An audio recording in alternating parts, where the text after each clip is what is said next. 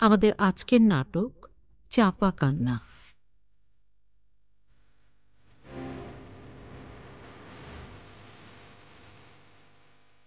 রচনা doctor Nilima শীল, প্রযোজনা তরু মোস্তফা। নাট্যানুষ্ঠান চাপা কান্না।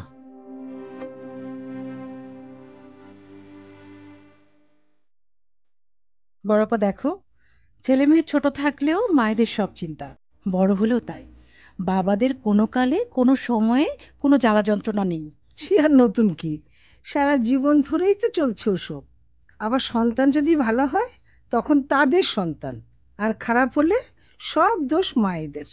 তখন আর ছেলে মেয়ে তাদের থাকে না। এসব বলি আর কি হবে বল। দুই বোন একখানে হয়েছে আর শুরু হয়ে গেছে আমার নিন্দে মন্দ।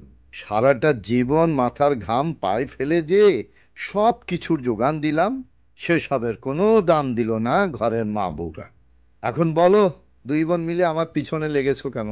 নাজমুলের চাকরি 2 বছর পার হয়ে গেল, ওর বিয়ে নিয়ে কোনো ভাবনা চিন্তা আছে তোমার? সময় কি বসে আছে? আরে ছেলে বড় হয়েছে, স্বাবলম্বী হয়েছে, ওর বিয়ের ভাবনা ওই করুক না। তেমন ছেলে হলে তো কবেই কিছু করে এসে সামনে দাঁড়াতো, না হলে পাত্রী ঠিক করে সেটাও বলতো। সেসব যখন করছে না, তখন তো আমাদের ব্যবস্থা নিতে হবে, তাই না? আচ্ছা, হাতের কাছে যোগ্য পাত্রী থাকতে তোমরা এত চিন্তা করছো কেন? কি বলো বড়পা, হাতের কাছে যোগ্য পাত্রী? কার কথা বলছো? দেখো তো, তোমাদের কাছে সব রেডিমেড থাকে, আবার আমাকে কেন এসবের মধ্যে মাথা ঘামাতে বলো? ওনার খোঁচা শুনে লাভ নেই বড়পা, তাড়াতাড়ি বলো না, তোমার কাছে যোগ্য পাত্রী থাকতে তুমি এতদিন চুপ করে আছো। আচ্ছা, আমার ভাসুরের মেয়ে তো ডাক্তার হয়ে ভালো চাকরিও করছে। মেয়েটা চুপচাপ, আবার ডাক্তার, দেখতে শুনতেও মন্দ না। মাত্র 2টো মেয়ে, কোনো ঝামেলা নেই। বড়পা, তুমি তো ওদের জন্ম থেকেই চেনো, তুমি যদি মত দাও তাহলে আর ভাবনা কি। দেখো না, কথা বলে মেয়ের বাবা মার মতামত তো নিতে হবে। তুমি কি বলো নাজমুলের বাবা? নাজমুলের মত থাকলে আমার আর কোনো সমস্যা নেই। ছেলের মতই এ বিষয়ে একমাত্র মত। বিয়ের ব্যাপারে ওর কোনো আলাদা মত নেই, আমাদের মতেই ওর মত। ঠিক আছে, তাহলে আমি বাড়ি গিয়ে কথা বলি। তবে ওদের অমত হবে বলে আমার মনে হয় না।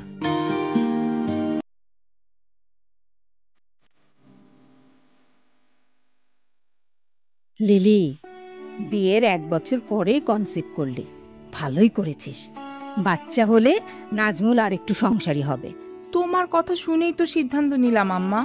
তোমাকে কিন্তু এখন থেকে এখানেই থাকতে হবে। শুধু এখন না, বাচ্চার বয়স 2 বছর হলেই তবে যেতে পারবে। এ বাবা, এতদিন কিভাবে থাকবো? তোর বোন হোস্টেলে থাকলেও তোর বাবা আছে না। আমি না যাওয়া আসার মধ্যে থাকবো, হ্যাঁ? তাতে আবার শ্বশুর বাড়ির মানুষজন বলবে ছেলের শাশুড়ি ছেলের সংসার চালায়। বললেই হলো, সংসার কি শুধু তাদের ছেলের, তোমার মেয়ের না? আর আমি এই সময়ে ওই গ্রামের কম শিক্ষিত মহিলার সঙ্গে থাকতে পারবো না। তুমি বাবাকে নিয়ে এখানেই থাকবে মা। আচ্ছা, তাই হবে। আমিও তোকে ওদের ওপর ছাড়বো না। নাজমুলের মা এসে থাকলে তোদের খরচ বেড়ে যাবে। এখন খরচাপাতি কমাতে হবে, বুঝলি? একটা বাচ্চার কিন্তু অনেক খরচ, তাই এখন থেকে টাকা সঞ্চয় করতে হবে, মাথায় রাখিস। ঠিক বলেছ।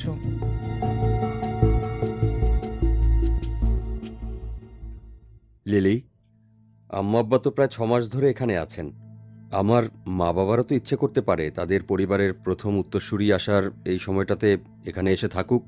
আমারও তো ইচ্ছে করে আমার মা বাবা আমাদের কাছেই থাকুক কিছুদিন। তারা আসুক, 3 দিন থেকে ফিরে যাবে। এই সময়ে আমি আমার মার সঙ্গেই থাকবো, অন্য কারো কাছে আমি সহজ হতে পারবো না। আচ্ছা, আমি কেমন করে আমার মা বাবাকে 3 দিন থেকে চলে যেতে বলবো বলো তো? তাতে আবার আমার শ্বশুর শাশুড়ি 6 মাস ধরে এখানে আছে। আমার মা বাবা কষ্ট পাবে না? আমার উপর তাদের কোনো অধিকার নেই নাকি? তাদের ইচ্ছে করে না তাদের চাকরিজীবী ছেলের বাসায় এসে একটু আরামায়েশ করতে? এখন তোমার বাবা মায়ের আরামায়েশের চেয়ে আমার ভালো থাকা বেশি দরকার। এটা তোমার বাবা মাকে বোঝাতে হবে। আমার মা বাবা তাদের সংসার ছেড়ে দিয়ে এখানে আমার জন্য থাকছে, তাদের আরামের জন্য নয়, তোমার সন্তানের ভালোর জন্য। এটাও বুঝতে পারো না? তোমার ধারণা আমার মা তার একমাত্র বউয়ের ভালো চাইবে না?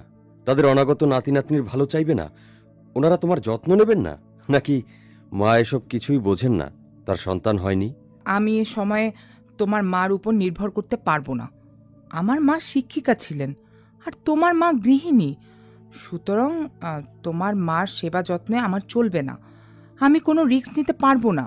আচ্ছা, তোমার মা যেহেতু শিক্ষিকা ছিলেন, সেহেতু তোমার কাছ থেকে সামান্য সহবত্ব আশা করতেই পারি নাকি? দেখো, তোমার আব্বা আম্মাকে আমি আব্বা আম্মা বলেই সম্বোধন করলাম, কিন্তু তুমি তো একবারও সেটা করলে না। বরং আমার মাকে মা বলা কোন ছাড়, স্বল্প শিক্ষিত গৃহিণী বলতেও ছাড়লে না। অথচ তার শিক্ষাতেই কিন্তু আমি আমার শ্বশুর শাশুড়িকে সম্মান করে কথা বলছি।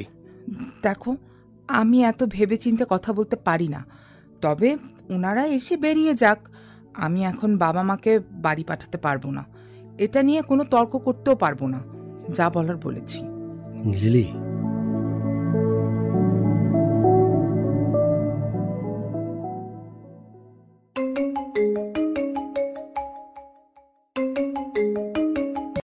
হ্যালো নাজমুল, কেমন আছেন?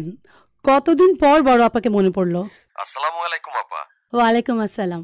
আমার তো মনে পড়েছে, আপনার তো ছোট ভাইকে মনেই পড়ে না। বলুন, কেমন আছেন? আছি, এই তো চলছে। আচ্ছা, আপনারা কেমন আছেন বলেন? আছি আপা। আচ্ছা, এখন বলুন তো, এতদিন পরে বড় আপাকে কেন মনে পড়লো? খোঁজ খবর নেওয়া তো আছেই, তাছাড়া আরো একটা বিষয় আছে। আপনি কি সিলেকশন গ্রেডের জন্য দরখাস্ত করেছেন? আসলে দরখাস্ত চেয়েছে কিনা তাই জানি না। লাস্ট ডেট কবে? কি যে করেন না। আচ্ছা, সময় কমে গেছে। আহ, আমার পুরো দরখাস্তটা মেল করে দিচ্ছি, আপনি তাড়াতাড়ি জমা দিন আপা। উফ, বাঁচালেন। অশেষ ধন্যবাদ নাজমুল। এই না হলে কি ভাই। আচ্ছা নাজমুল, একটা কথা বলবো? হ্যাঁ হ্যাঁ, বলুন না। বুড়ি কিন্তু বড় হয়ে যাচ্ছে, ওর একজন জুনিয়র লাগবে না? আর দেরি করা কিন্তু একেবারেই ঠিক হবে না। আপা, নেড়া কয়বার বেলতলায় যায়? হ্যাঁ, আমার স্বাদ মিটে গেছে, আর না। জানি জানি, দুজন চাকরি করে বাবু বড় করা না খুব কঠিন। কিন্তু আমরা যখন থাকবো না, তখন বুড়ি একদম একা হয়ে যাবে। ওর জন্য তো কাউকে দরকার না। খালামা চলে গেছে, সেটা তো জানি, কিন্তু আপনার তো শ্বশুর শাশুড়ি আছেন। আপনার শাশুড়ি তো সাপোর্ট দিতে পারবে, আগেরবার তো দিয়েছিলেন। ওটাই তো সব শেষ করে দিল। কথা যেহেতু তুলেছেন, সেহেতু আজ মুখটা খুলবো। কান্না চেপে আর বাঁচতে পারছি না আপা। আমার বাড়িতে ওনারা আর ঢুকতে পারবে না। যে বাসায় আমার মা বাবা আসতে পারেনি, সে বাসায় তাদের আর কোনো এন্ট্রি নেই। নাজমুল, কি বলছেন এসব? আপনার বাবা মা আসতে পারবে না মানে এটা আবার কেমন ধরনের কথা হলো? একজন শিক্ষিত মানুষ কিভাবে এসব বলে বলুন তো?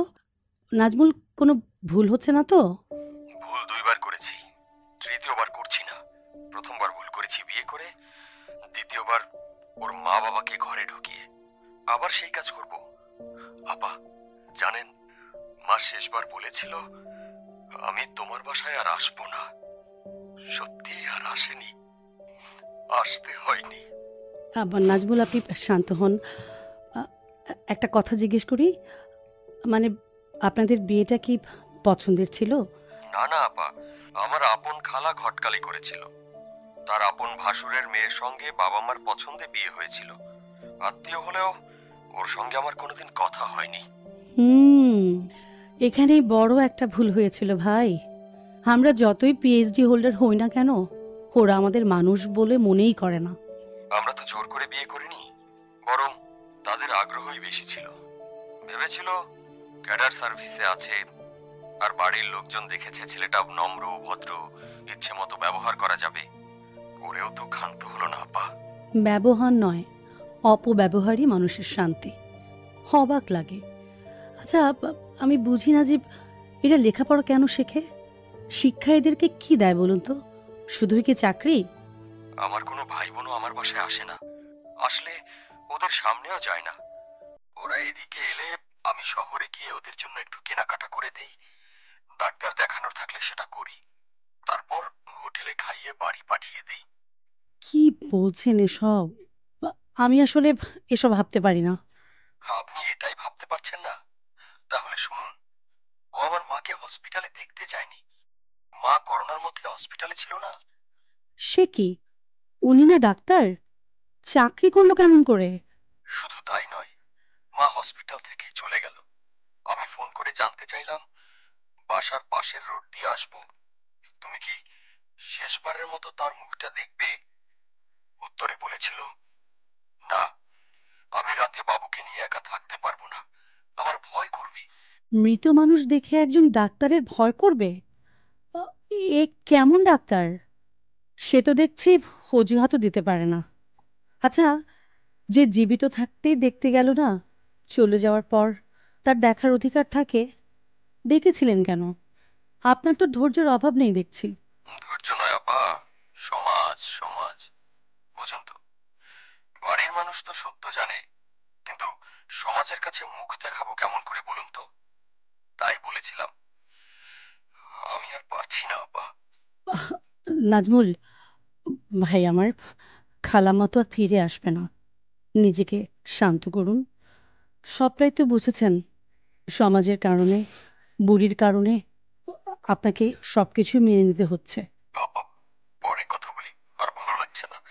আচ্ছা আচ্ছা, ঠিক আছে, সাবধানে থাকুন, বুড়িকে দেখে রাখবেন।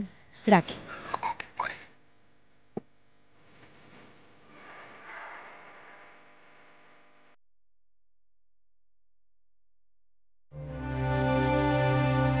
অসম্ভব, এ বিষয়ে একটি কথাও হবে না। বুয়া দিয়ে না চললে নিজে কাজ করতে হবে। তাহলে যার কাজ তাকে করতে হবে। আমি অফিসে গেলে মেয়েকে দেখে রাখতে হবে। আমার অফিস নেই নাকি? আমার চাকরিটাকে চাকরি বলে মনে হয় না? অথচ সংসারের পুরো খরচ আমার একার। আর আমার তো বুয়াতে সমস্যা নেই। এত কিছু জানি না, বুয়া দিয়ে আমার চলবে না। আর সংসার তো তোমাকেই চালাতে হবে। বউ টাকা দেবে, সেই টাকা দিয়ে সংসার চলবে, তোমার সম্মানে লাগবে না? তবে তোমার চাকরি করে লাভ কি? ঘরে বসে বাচ্চা পালন করলে আর ঘরের কাজ করলে তো বুয়ার দরকার পড়ে না। কি? আমি বুয়ার কাজ করব? বেশ শক্ত। আমি আবার বলছি, বুয়া আমি বিদায় দিয়েছি। মা আসবে, নতুবা যার যার কাজ তাকে করতে হবে, ব্যাস।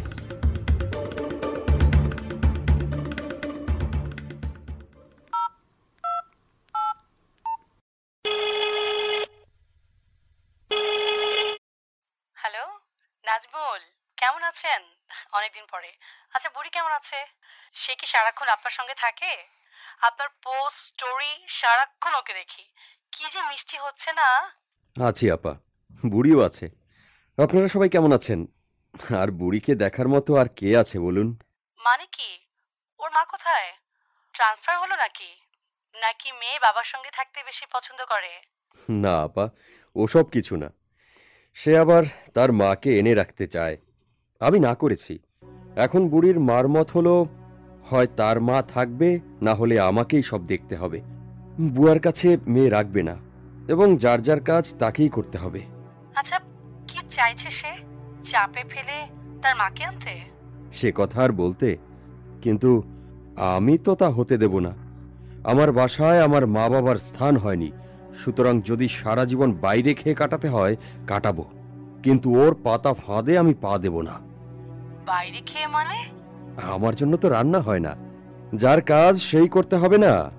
আপা জানেন, আমি 19 দিন ধরে নাস্তা খাই না, অথচ বাজারটা আমিই করি। নাস্তা খান না মানে? Lunch dinner? দুপুরে বাইরে খাই, ডিনারে শুকনো কিছু খেয়ে নেই। দুবেলা বাইরের খাবার খেলে অসুস্থ হয়ে পড়ব হয়তো। কি ভয়ঙ্কর কথা! আপা, কাউকে তো কিছু বলতে পারি না, কিন্তু বাঁচতে তো হবে, তাই আপনাকে একটু বলি। বড় বোন ছাড়া তো কলিগ ভাবিনি কোনোদিন। তবে আজ রাখি, ছাদে কথা বলছি, ওর লোক ঠিক করা আছে। কারো সঙ্গে একটু দীর্ঘক্ষণ কথা বললেও রিপোর্ট চলে যাবে, হিসেবও করবে না কার সঙ্গে কথা বললাম। ওরে বাবা, এটাও আছে? শিগগিরই রাখুন ভাই। তবে আমি আর নিজ থেকে ফোন দেব না, আপনি পরিবেশ বুঝে কল দিন। বাই। Okay, bye bye.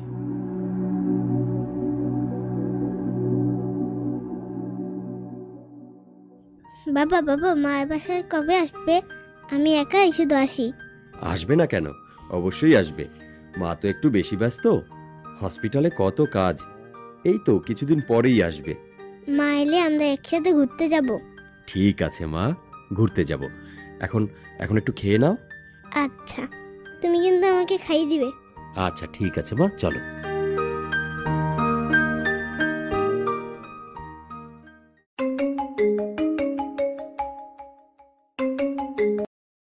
আসসালামু আলাইকুম নাজমুল। ওয়ালাইকুম আসসালাম আপা। কেমন আছেন এ প্রশ্ন আর করব না, তবে ঠিক আছেন তো ভাই? বুড়ি কেমন আছে? হ্যাঁ, চলছে। আপনারা কেমন আছেন সবাই? আমরা আছি ঠিকঠাক। আপনার কথা বলুন। এতদিন আমি ঠিক বুঝেছি অনেক বেশি খারাপ না থাকলে আমার ভাই আমাকে কল করবে না। আপনার মেসেজ পেলে বুঝতে পারি আমার ভাইটা কষ্টের সীমা অতিক্রম করে ফেলেছে, তাই আমার সঙ্গে যোগাযোগ করছে, তা না হলে নয়। আমি আমার বড় বোনের সঙ্গে কথা বলতে পারি না? আমার তো একটাই জায়গা, তারও খোঁজ নেব না? আর আমি তো জানি আমাকে নিয়ে আপনি কত চিন্তা করেন, কিন্তু আমার ক্ষতির কথা ভেবে আমার সঙ্গে যোগাযোগ করেন না, সবটাই বুঝি। বুঝলাম। এখন আসল কথায় আসুন। কতদিন বাড়িতে খাওয়া হচ্ছে না? বাইরে খেয়ে খেয়ে আবার অসুস্থ হননি তো? আপু, আর ওই ভয় পাবেন না, আমি আর ওর খাঁচাতে নেই। আমার এখন একান্ত নিজের একটা বাসা আছে, কিন্তু মা তো আর আমার বাসায় আসবেন না। কেন যে আগে এই সাহসটুকু করতে পারলাম না। তার মানে কি আপনি কোথায় আছেন? আর বুড়ি কোথায়? ও তো আপনার সঙ্গে বেশি অ্যাটাচড। কাছে না থাকলে ওর কষ্ট হবে না? বুড়ির কথা আর সমাজের কথা ভেবে এতগুলো বছর শেষ করলাম। মা, বাবা, বোন, আত্মীয় স্বজন সবাইকে ঠকিয়েছি, অসম্মান করেছি। আর বুড়ি সপ্তাহে 3 দিন আমার কাছে থাকে, নিয়ে আসি, রেখে আবার দিয়ে আসি। ওকে ছেড়ে থাকতেই যত কষ্ট। সবই বুঝলাম। কষ্টগুলোকে সয়ে নেওয়ার চেষ্টা করুন ভাই। এভাবে নিঃশ্বাস বন্ধ করে আর বাঁচতে পারছি না। এখন দেখি বুড়িটাকে যদি একটু মানুষ করতে পারি, মানুষের মতো মানুষ। দেখেন, আমি মনে করি সন্তান খুব মেধাবী হলো কিনা, অনেক ভালো ক্যারিয়ার গড়ে উঠল কিনা, সেটা প্রধান বিবেচ্য নয়, বরং মানবিক মানুষ হয়ে নিজের পায়ে দাঁড়াক। বুড়ির জন্য আমার প্রাণ ভরা দোয়া রইল ভাই। আপনার চাওয়ার মতো করে বুড়ি বেড়ে উঠুক, সুস্থ, সুন্দর আর মানবিক মানুষ হোক। আপনিও সুস্থ আর নিরাপদে থাকুন। আমি চেষ্টা করব আপা। কিন্তু আমার একটা কথা আছে, এখনই কোনো নেগেটিভ সিদ্ধান্তে যাবেন না প্লিজ। দেখুন, বুড়ির সম্পূর্ণ বিকাশে ওর মাকেও দরকার। ও তো ভীষণ ছোট, বিচ্ছিন্ন হলে ওর মনস্তত্ত্বে নেতিবাচক প্রভাব পড়বে। তাই বলি কিছুদিন আলাদা থাকুন, বুড়ির মা আপনার প্রয়োজনীয়তা অনুভব করুক। এমনও তো হতে পারে তাতে তার বাবা মা বুঝবে তারা কি ভুল করেছেন, তখন তারা মেয়ের ভালোর কথা ভেবে মেয়েকে বোঝাতে পারবে। একটু সময় দিন ভাই। আর কত সময় আপা? অনেক তো হলো, চেষ্টাও কম করিনি, এরপরও আপনি এটা বলছেন? জানি কষ্ট হবে, তবু আর একটু সময়। আমার কথাকে দাম দিয়ে না হয় শেষ চেষ্টাটুকু করুন। আপনিও শিকল দিলেন। আপনাকে শ্রদ্ধা করি, তাই আপনার কথা শুনে আমি আপাতত তাই করব। তবে কতদিন পারবো জানি না। আর যদি পরিবর্তন না হয় তবে কিন্তু আর কিছু বলতে পারবেন না আপা। ঠিক আছে, তাই হবে। বুড়ির সঙ্গে নিজেকেও দেখে রাখবেন কিন্তু। ভালো সময়ের অপেক্ষায় রইলাম, রাখি। জানি না কিছু, শুধু আপনার কথাকে মান্য করতে আরো কিছুদিন দেখব। ভালো থাকুন তবে, বাই।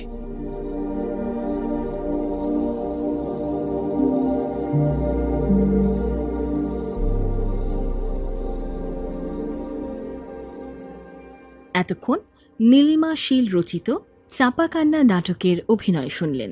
এতে বিভিন্ন চরিত্রে অভিনয় করেছেন নাজমুলের বাবা ইকবাল বাবু, নাজমুলের মা নাহিদা আক্তার, লিলির মা পাপিয়া সুলতানা, নাজমুল, মোহাম্মদ সোহেল, লিলি, সৈয়দা নওশিন ইসলাম, ডক্টর লিমা, ফেরদৌস আরা বন্যা এবং রোদেলা চরিত্রে অভিনয় করেছেন ফাতিহা মার্জিয়া। শব্দগ্রহণ ও সম্পাদনায় মোহাম্মদ আশরাফুল ইসলাম। নাজমুলের খালা চরিত্রে অভিনয় এবং নাটকটি প্রযোজনা করেছেন তরু মোস্তফা।